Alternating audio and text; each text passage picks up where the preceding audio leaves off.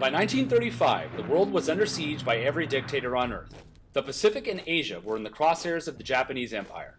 Africa was being carved up by the powers of Europe, and Western and Eastern Europe were targeted by Hitler. To demonstrate the mentality of dictators like these men, we have to look to a quote by Benito Mussolini. Mussolini once said, "For my part, I prefer 50,000 rifles to 5 million votes."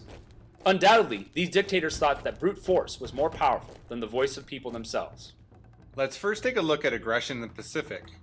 Sensing a weak League of Nations, militaristic Japan targeted defenseless neighbors in Asia and the Pacific. They looked to acquire new resources and strategic territory for a vast empire. In 1910, Japan invades and takes Korea. In 1931, Japan invades the resource-rich Chinese province of Manchuria. The acquisition of this territory gave Japan an Asian land base within months. In 1937, Tojo orders a full-scale invasion of China and seized control of most of the country. In 1941, Tojo takes control of French Indochina, which is modern-day Vietnam. Japan seized control of the colonies and oil fields of the European powers. Next, let's look at the aggression on the continent of Africa. By 1935, Africa's defenseless free nations had been poached by all the European powers. Germany held stakes in North Africa, and the other European powers divided the rest. In 1935, Mussolini began his quest for a new Roman Empire by invading the country of Ethiopia.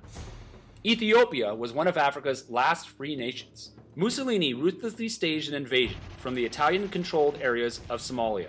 From there, his troops rolled into Ethiopia and seized control. The Ethiopian Emperor Haile Selassie appealed to the weak League of Nations for help.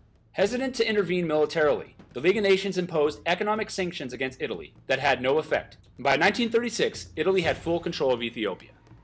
And soon Europe itself was threatened by Adolf Hitler and German aggression.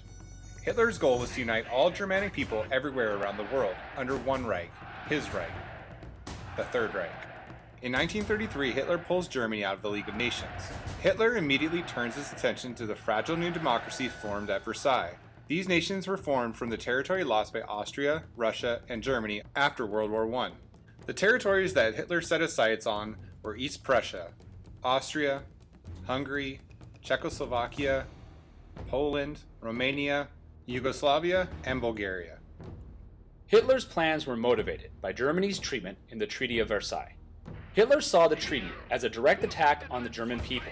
Seeking revenge, Hitler took no regard to the provision of the treaty, as he sought to return Germany to its rightful place. In uns selbst allein liegt die Zukunft des deutschen Volkes.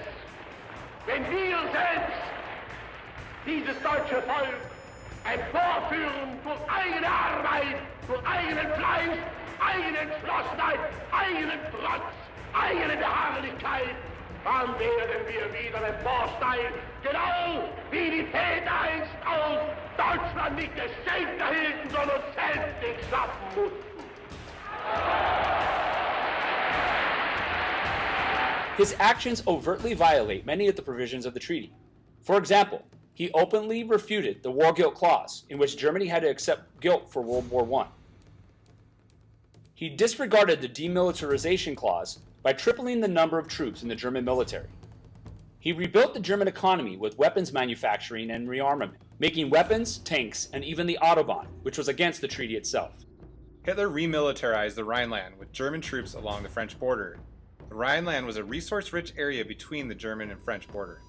And he openly refused to pay German war reparations that were owed to the victors of World War I.